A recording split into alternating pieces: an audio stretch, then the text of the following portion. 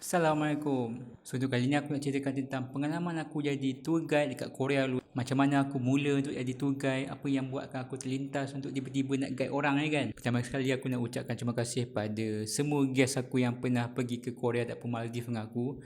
Sebab korang dah banyak mengajar aku tentang erti hidup dan macam-macam benda yang aku sebenarnya belajar daripada korang, daripada kisah hidup korang, macam mana kita bercerita semasa tengah tour kan, macam mana kita bertukar pendapat. Aku ucapkan banyak-banyak terima kasih sebab korang mengajar aku banyak tentang erti hidup. Guest aku yang datang ke Korea ni dia macam-macam jenis orang. Ada yang baru kahwin, ada yang trip kawan-kawan, trip family, trip company. So dari situ aku kenal orang daripada berbagai latar belakang. Ada yang daripada Sabah, ada yang daripada Kedah, ada yang daripada KL. Sambil guide je pun aku boleh dapat kawan baru juga. Mulanya tercetusnya aku nak buat guide ni masa tu aku pergi Januari 2012 ke Korea. Lepas tu aku jumpa dengan orang Malaysia yang memang buat guide dekat Korea, yang memang duduk kat Korea tu. So dari situ aku terlintas macam, oh, aku pun boleh buat juga kan. Tapi masa tu aku tak tahu apa-apa lagi tentang tempat-tempat kat Korea. So aku hanya pergi untuk melancong. Tapi masa yang Januari 2012 tu aku dah start survey lah, tengok tempat apa yang okey lah. Sebab masa tu aku pergi 3 minggu. So aku ada banyak masa lah. Kira hari ni aku pergi tempat lain, hari esok aku pergi tempat lain, lusa pergi tempat lain kan. So sambil tu aku survey juga, nanti aku nak bawa orang pergi ke mana. So aku start buat guide ni daripada tahun 2012. Tapi mula-mula yang masa aku rancang nak buat tu, aku nak start tahun 2013. Tapi sebab masa November tahun 2012 tu, ada kawan-kawan aku daripada UiTM minta untuk aku guide ke Korea. So aku ambil lah job dulu kan. Dah orang bagi peluang untuk guide kan. Tapi masa yang November 2012 tu, aku sebenarnya tak habis survey lagi Korea. So yang aku target 2013 tu, kiranya aku nak bagi habis aku survey dulu macam mana dekat Seoul tu, baru aku nak start. Kiranya yang November 2012 tu sambil aku guide, sambil juga aku tengok tempat-tempat apa yang menarik lagi yang boleh aku buat sebagai tempat lawatan. Mula-mula aku buat guide tu aku tak fikir sangat pun nak dapat duit banyak mana kan. Asalkan masa tu aku ada duit lebih, untuk aku gunakan duit tu aku pergi travel ke tempat-tempat lain dekat Korea. Sebab misi aku masa tu adalah aku nak pusing-pusing Korea je. So aku tak adalah aim benda ni sebagai aku punya sumber pendapatan kan masa tu. Masih ingat lagi masa aku mula-mula nak buat package kan. So aku belajar cara-cara nak buat blogspot. So aku design blogspot aku tu. Aku letaklah gambar-gambar aku pergi Korea apa dulu tu kan, yang mula-mula aku pergi tu. So aku letak itinerary tempat pergi mana hari pertama, kedua, ketiga, keempat sampai hari ke-6. Dah siap dekat aku punya blogspot tu. So aku promote pula dekat aku punya Facebook, aku punya yang blogspot punya tu. Tak silap aku punya nama blogspot tu lah Jom Melancong Bersama Pakli.blogspot.com, tak silap aku. Sejak daripada aku promote tu lah aku mula dapat job daripada kawan-kawan kat Korea dan juga daripada travel agency. So kadang-kadang ada juga travel agency yang diorang tak ada guide dekat Korea, so diorang bagi job tu dekat aku. So aku ambil lah semua job. Dia biasanya kalau macam masa aku guide tu, kalau hari pertama tu memang aku banyak bertanya. Aku tanya duduk kat mana, kat Malaysia buat apa. Sebab masa tu adalah aku nak dapatkan chemistry antara aku dengan klien. So bila aku dah tahu macam klien ni, mungkin sebelum ni masa deal mungkin aku tak tahu dia suka K-pop ke, dia suka Korean drama ke kan.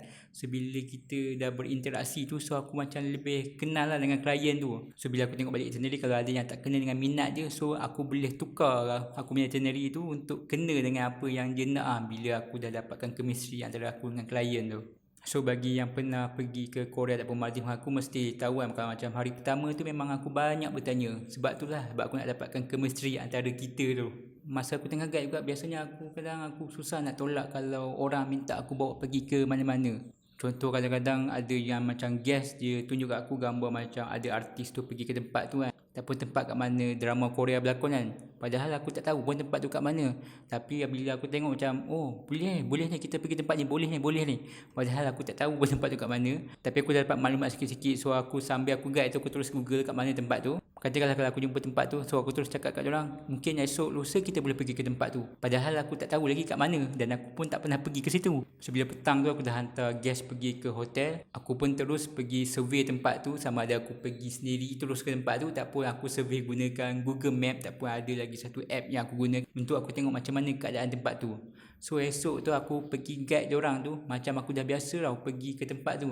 Padahal malam sebelum tu baru aku survey kat mana tempat tu. Sebab bagi aku, bila guest aku happy, so aku pun happy untuk guide diorang. So win-win situation. Sebab orang datang dari jauh untuk happy kan. So bila diorang happy, kita pun happy lah untuk guide orang, untuk bawa pergi ke mana-mana je kan. Dalam guide ni juga adalah bila kalau bawa grup besar ni, salah satu yang mencabar ialah untuk supaya semua orang menepati masa, datang tepat pada masanya. Kalau macam aku dulu katakan kalau nak jumpa balik pukul 3, katalah pergi istana tu nak jumpa balik pukul 3 petang. So aku akan beritahu jumpa kat sini pukul 2.30. Sebab aku dah tahu dalam masa setengah jam tu memang akan datang seorang. So bila tepat pukul 3 tu semua akan ada kat situ. Kalau aku cakap pukul 3 nak jumpa dan pukul 3 juga baru nak jumpa, memang pukul 3.30 lah baru semua berkumpul kat situ. Dari pemerhatian aku kalau macam Korea ni, dia beza antara orang muda dan juga orang yang lebih berusia adalah, dan juga orang berusia dan juga orang yang dah berkahwin lah. Kalau macam orang muda ni, kalau macam remaja dan pembawa awal 20-an ni, kalau dia pergi tu memang tempat shopping tu bukan dalam dia punya target lah. Sebab dia pergi pun memang dengan bajet yang terhad. So kalau macam aku bawa pergi ke tempat K-pop, pergi ke tempat-tempat yang cantik macam OOTD untuk Instagram ke apa kan, itu dia orang memang suka. Tapi kalau macam golongan macam pakcik-pakcik ni, kalau aku bawa pergi ke tempat macam OOTD tu dia macam blur-blur sikit. Tapi bila kalau bawa pergi ke tempat shopping, memang aku tengok macam, berapa banyak makcik ni bawa duit kan, dia orang shopping tu. Sebab kita tahu Korea ni memang agak mahal sikit lah bagi aku kalau untuk shopping. Tapi dia orang shopping tu macam shopping kat Malaysia tu, sekali shopping tu boleh habis sampai beribu ringgit. Kalau tak cukup duit, siap pergi withdraw lagi, sambung balik shopping. Lagi satu antara yang mencabar adalah bila aku dapat tahu yang guest aku tu semuanya perempuan. Walaupun dah group by group, tapi bila dapat tahu yang grup aku tu semua perempuan, memang gugup gila lah. Sebab biasanya masa dia aku tak tahu berapa orang perempuan, berapa orang lelaki. Sebab kadang-kadang ada yang dia orang dah booking hotel sendiri, dia orang dah booking semua sendiri, cuma dia orang ambil guide je.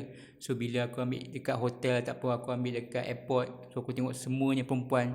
So dia punya gugup tu memang lain macam lah. Walaupun dah banyak kali aku guide, dia rasa macam dup kan, lain macam.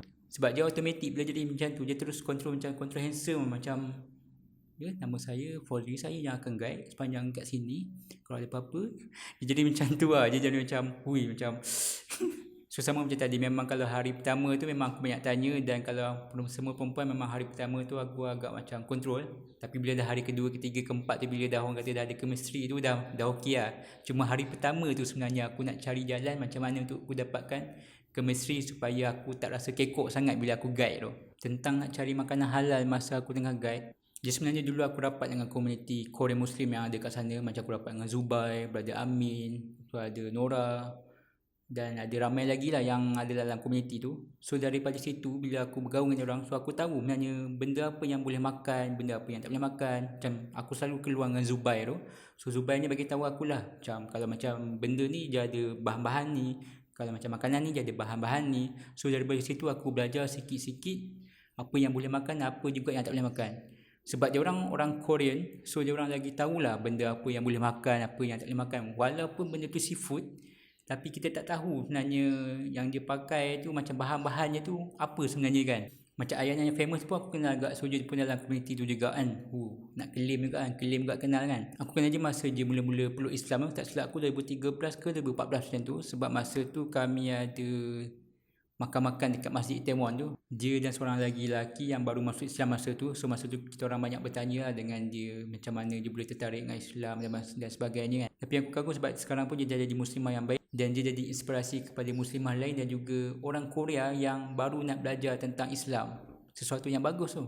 Masa guide ni juga sebenarnya aku perlu tahu seberapa banyak benda yang aku tahu tentang tempat-tempat yang aku pergi tu masa guide. Sebab kadang-kadang ni guest ni dia tanya soalan tu macam soalan tu aku tak dapat nak jangka tau. Kadang-kadang aku bawa pergi ke istana kan, so aku pun cerita lah pasal istana tu, ni daripada Maharaja ni, so ni dulu je pun serang apa semua kan. Tapi tiba-tiba klien yang akan tanya, kenapa dinding ni berlubang tapi dinding yang kat sana tak berlubang. Padahal aku belum kaji lagi pasal dinding tu kan. Aku pun macam sudah aku nak jawab apa ni kan. Sebab dah kau jadi guide, and then bila orang tanya kau tak tahu lah. So benda tu bagi aku macam malu kan. Tapi daripada situ lah aku belajar sikit-sikit. So klien ni tanya, so bila the next client tu, so kalau dia tanya soalan yang sama, so aku dah tahu lah aku nak jawab apa. So aku dah ada jawapan dah. Dan kalau guide kat Korea ni, kalau tak boleh tahu bahasa Korea tu agak sesuatu yang sukar lah. So mula-mula masa aku pergi Korea dulu, aku belajar mula-mula tu dekat YouTube dulu.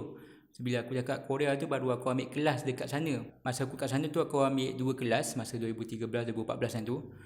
Satu dekat Sokmyung Women University, dan yang kedua dekat bangunan Mire. Ada satu dekat Chunjongno, tak silap aku macam tu. Dua-dua kelas ni free lah. Dia ada juga kelas yang berbayar macam kat Korea University pun ada, dan universiti lain pun ada. Tapi sebab kelas tu berbayar, So aku tak nak bayar. So aku pun ambil lah kelas-kelas yang free ni. So jimat sikit duit kan. Dua-dua kelas yang aku masuk ni dia ada kelas seminggu sekali. So dekat Somyung seminggu sekali dan juga dekat Bangunan Mirai tu seminggu sekali. So kiranya seminggu tu aku ada 2 kali kelas lah. So aku akan adjust lah kalau hari kelas tu aku tak boleh guide. So aku akan bagi job tu dekat orang lain. So orang lain yang akan guide lah. Jadi dalam dunia guide kat Korea ni, kalau aku dengan kawan-kawan aku tu memang kami selalu tukar-tukar guide tau. Kau macam kata dia tak tahu tempat ni, so aku tahu. So aku yang akan guide tu nanti.